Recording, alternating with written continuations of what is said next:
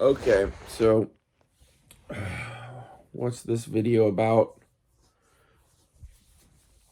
I already did a first take on this, and it got killed 3 minutes in because of the camera memory being full. So we'll try again. This is me trying to explain to you where I see myself coming from, basically, and why you should get that people like me have been here for a long fucking time. So, we're going to talk about the first gay marriages in the New World. We're going to talk about gay pirate marriages and matiage and what that is.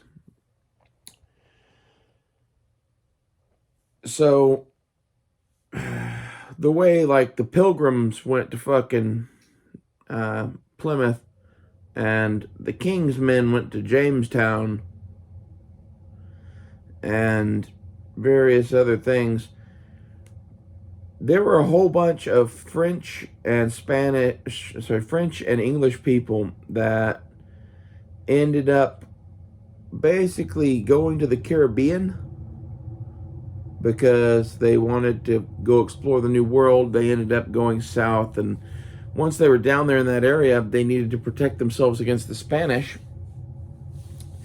And the British, I believe, founded the pirate port of Tortuga, and then it was taken over by the French a couple of times, and it kind of went back and forth a bit, and eventually it became its own thing of British and Frenchmen mixed that were protecting themselves from the Spanish, and they were the first privateers of the Great Age of Sail. Because eventually, when Spain and England went to war, England fucking said you could steal any fucking thing that had a Spanish flag on it, and it was okay with God. And you could go into English ports and sell those goods. That was the English answer to the Spanish, was to create pirates. So, the crazy fucks that they got to go do this were a little bit like me, some of them. And because of the nature of what it took to get to Tortuga, if you were there, you were taken the same as everybody else, pretty much. No one was there that didn't fucking work and whatever. And like, this is half of the thing, is a lot of people think, oh, well, it's a bunch of fucking pirate criminals and whatever. Like, they didn't work. They were a functioning Navy crew. They worked and they played. And they did both really, really fucking hard. And a lot of them were gay as fuck. And I can prove it to you because they had a thing called matiage, which was essentially where two pirates spent a lot of time at sea together and really, really liked each other and lived together and fucked and were a couple and were married by the ship's captain in matiage. And in matiage, this was a thing so that if you died, your spouse got your share of the take, basically. Was, I love you enough that if you die, I want you to have my shit. And like, these people worked for a share of what was taken. Like, this is the way the sea has been ran for the last 10,000 years. If you enter into the fucking ocean, you leave the world of man and you enter the world of King fucking Poseidon. And he is now the ruler of your fucking destiny. And King Poseidon is rather okay with fucking gay people, as it turns out. That's my takeaway from a lot of this. There's a bunch of traditions and shit that went with this. You can go read into it and look it up. But the fact of the matter is, this place existed and ran itself with no government You want to talk about a experiment in self-government? You want to talk about like actual freedom? Like the colonies that I'm talking about didn't last, but the only reason they didn't last is because the fucking British came in and cleaned up the pirates. And like this is the thing is once they didn't need him to fight the Spanish anymore, they spent several hundred years building the British Navy to rule the ocean and get rid of us. We were the scourge of the British Empire for a long, long goddamn time. There was even a pair of lesbian female pirate captains. I forget their names. But you can go read into this. They sailed with, what was his name? I forget his name. He's one of the most famous pirates ever. He sailed all around Africa and took a big treasure from the Indians. And that was one of the things that ended up getting him hung, because basically he stole so much fucking money that they eventually hunted him down, supposedly. But like the thing that I always heard about that dude, whose name I can't remember, you can look up the female pirates thing and find him pretty easy through that. If I remember right, they said they got him, but there's also some dude in, I think, Virginia or Tennessee that said he was that dude and had all the treasure. So it's one of those things where, like, I think the British found somebody and said that was him and hung him. Like, I think that went on a lot. And they captured the two women. And the two women very rapidly became pregnant in prison, and they couldn't hang them. Funny old world, isn't it? And I don't know what happened to them after that, but I would assume that they probably went on to, I don't know, either raise those children or fucking continue what they were doing or some combination thereof. But they didn't fucking hang, and they did everything he did. Like, this is the like double standard of courts and whatever back in the day. Like, women weren't viewed as anything but property. And the baby was viewed as being more important than whatever crime she had committed, basically. And they're somewhat correct. Like, in reality, the way English law works is, it built an empire. Babies are important. Women aren't. That was the message. That's an interesting message to send. But they were engaged in matiage and women. And like, this is half of the thing, is basically throughout all of history, women have been told about the sea that they're bad luck and whatever. And like, it's not anything to do with it. They cause problems on ships. They cause problems on ships because you create a society in which men don't act appropriately towards women. Like, this is some shit where, like, my grandpa would lecture you about how native men treat women. Like, this is some shit where basically, like, you should get that I'm a little bit of a mountain man out of the 1800s, and basically Dakota is an Indian chick, and I packed a squaw for a while.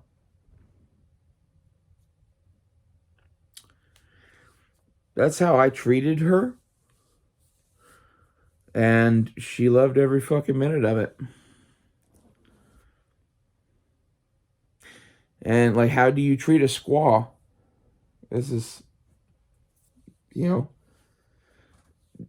that's like one of the biggest misunderstandings in the world. Like, you don't abuse a fucking squaw. You married a fucking Indian princess.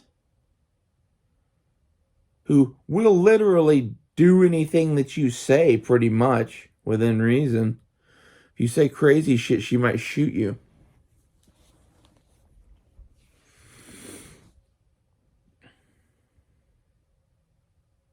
Okay? But within the realm of reason, she would literally like jump up and down on one leg barking like a dog for you. She loves you. You're providing for her. But at the same time, like, just because she's like that doesn't mean that she's like your fucking slave or some shit. She's your wife. Like, this is where there's like a major fundamental like failing in the Western world meeting the natives. The natives are very Eastern, and like, don't get me wrong, there are Eastern people that don't treat women with respect, but like the East in general has a very different view of women than we do. And some of that is the natives were very similar. And basically, if you really are some white dude that went out on the frontier and bought a squaw off the Indians and treated her like shit, that bitch fucking cut your head off. Like, you had to sleep with that woman. And this was the fucking daughter of a fucking, whatever tribe it was. Like, they are all daughters of their warriors. They're all, like, you should get that. Every fucking native tribe, like, you're dealing with a fucking psycho fucking woman that will fucking cut your dick off while you sleep. You should be nice to her. You know? I think, like, this is the thing that mountain men, quote unquote, ran into when they traded for Indian wives, was most of the time they ended up finding somewhat of an equal, because that's what these women were.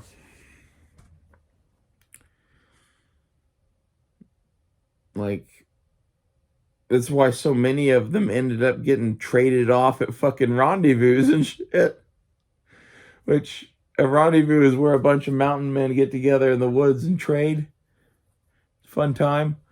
But at one point, trading squaws became a big thing, and I think that's mainly because, like, of what I'm talking about. Like, these are not the kind of women that you can abuse. They will not take it for long, and they'll fight back, and then eventually they're no fun anymore.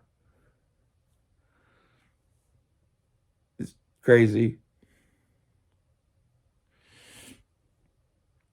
Don't get me wrong, I'm sure there were a lot of squaws that ended up being basically sex slaves, and that's sad to me. And like, this is that East meets West sort of thing. The fucking native fathers didn't get the type of man that they were selling their fucking daughter to.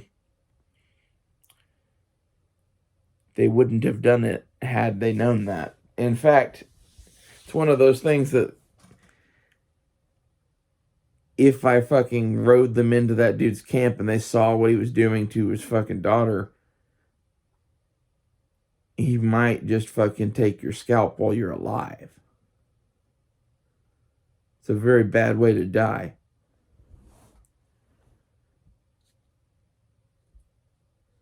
So, like, this is the thing that, like, everybody thinks of, oh, mountain man went in and bought a wife.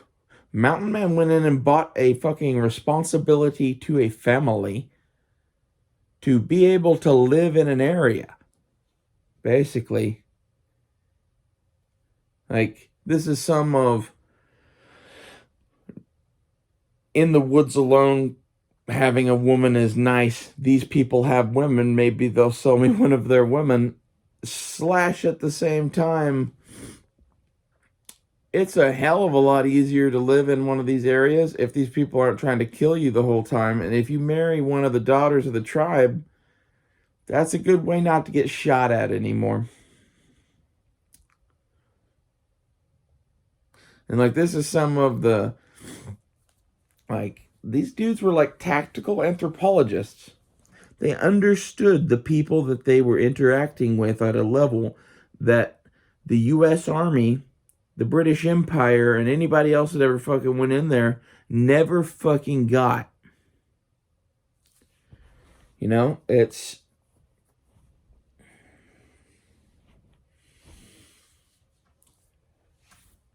not a,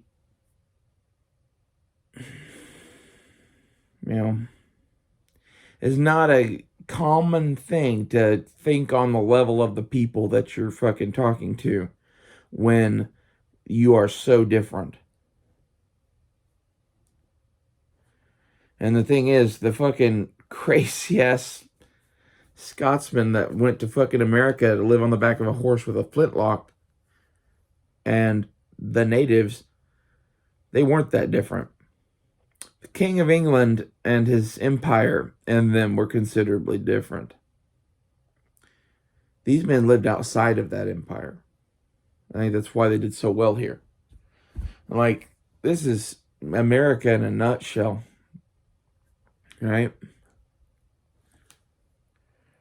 I just wish that fucking, like, gay-ass pirate colony of Tortuga that had fucking gay marriages and shit had been allowed to continue. It was not allowed to continue.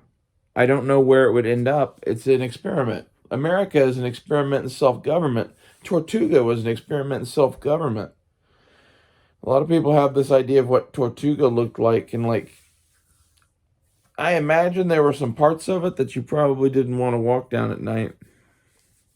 But, dude, have you been to any city in America? Like, maybe that was worse, back then. I would assume that Tortuga was probably a good deal rougher than Jamestown.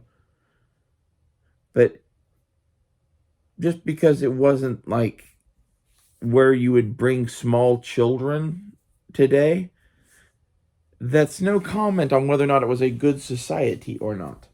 Like, our idea of what is and is not acceptable in many ways is very English, and some of it is for good reason and some of it ain't. And you shouldn't expose your children to everything, but at the same time, you should not keep your child hidden and sheltered from the world. You want to know what's wrong with our society today? That, in a nutshell. That, and there's no fucking gay pirate hooker colony in fucking Tortuga. Because, like, in reality, you think about it,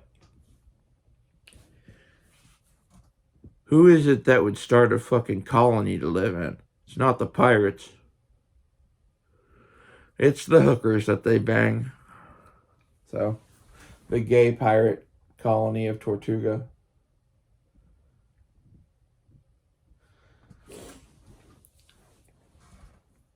I don't know what I'm going to entitle this. I need to think about that. But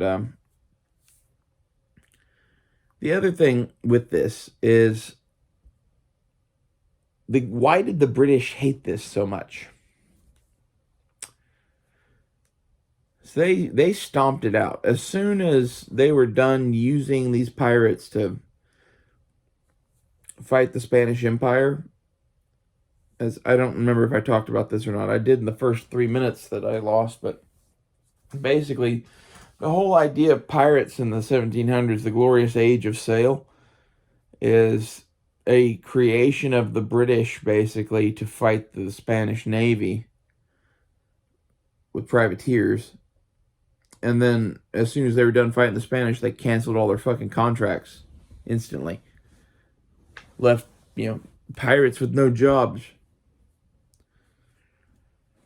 And basically, it was decided that, if they won't protect us anymore, and they won't do whatever, like, let's just start robbing from everybody. And I think it was hey, let's try to, rob from everybody but the English at first. But that kind of caused the British Empire to dominate the entire fucking Spanish Main and the world's oceans eventually. And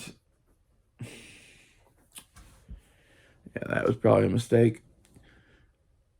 It's much better when these countries fight each other rather than one being king shit. When one's king shit, you get the world molded into their weird image. And like America molded the world into its weird image after World War II. This is just what like empires do.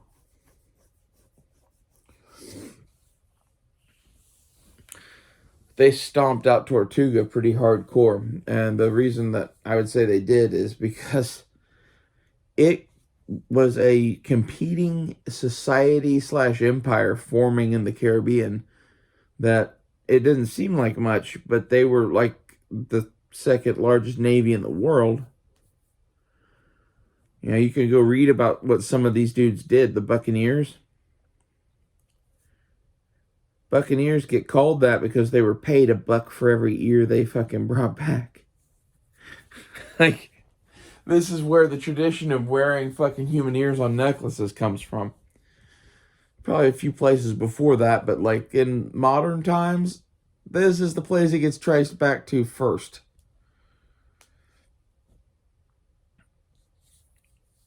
You know, it was a very common thing to have, you know, you were paid so much per ear, so you just hoped that you didn't kill a man that only had one ear. Or if, honestly, if I did, I'd cut off his fucking head. Be like, I want payment for both. He's really dead. And like, this is part of the point is like, I think they thought somebody might cut off an ear of a living person just to sell that. Which is stupid if you think about it. No one's going to let you cut their ear off for $1. Although, you know, who knows? I forget what kind of money they were using back then that they were calling a buck. But that's where that terminology comes from, too. And this is where, you know, America, when these pirates got ran out of the Caribbean, all of them came here. Like, this is how we got John Paul Jones. John Paul Jones was a merchant marine seaman. He was a merchant marine captain eventually.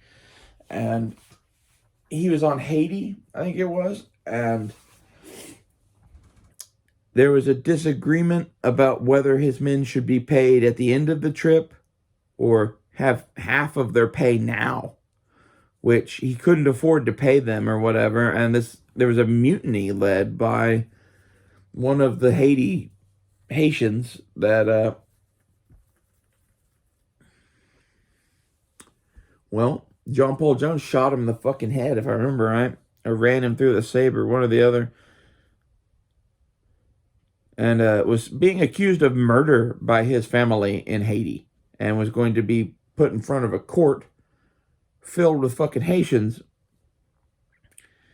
And he slipped away. He slipped away and no one saw him for about a year. He disappears from history for a year, shows up in Virginia. And this is right around the time of the start of the American Revolution, right around the time where they're looking for anyone that has any experience at all. And like John Paul Jones' experience is in captaining vessels. And the place that he went after he got kicked out of Haiti, the only place that he could go to hide to make it to the fucking New World would be amongst the pirates. Which 100% there were some of those in fucking Haiti. I don't know if Tortuga was still in business at that time or whatever, but I think he turned pirate. I think he went and raided a while and led men in combat. And I think this is where John Paul Jones became John Paul Jones.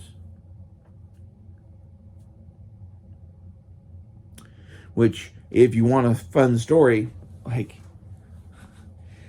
basically the father of the American Navy was a fucking pirate.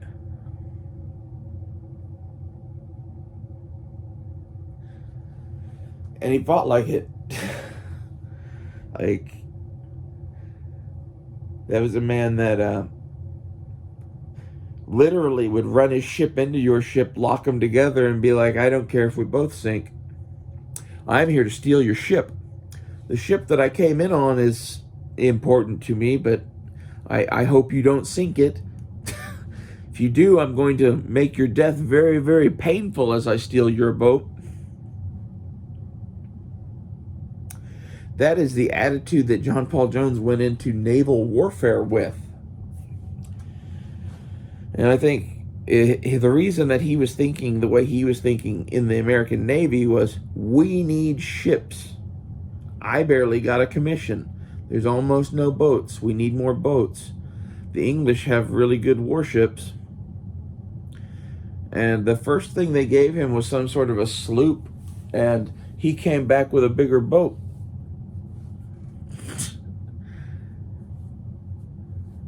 You know? The Bowerham Richard is the thing he eventually got command of, which was one of the new frigates of the American Navy, and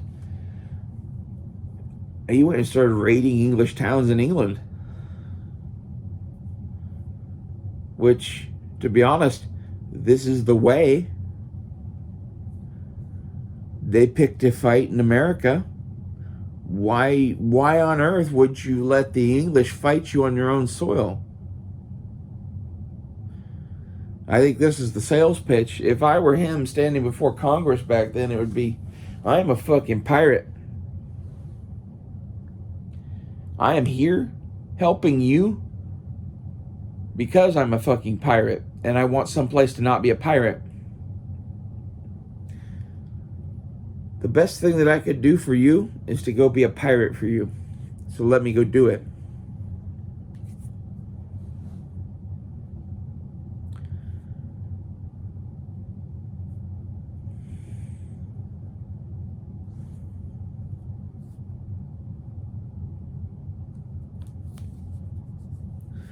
Anyway,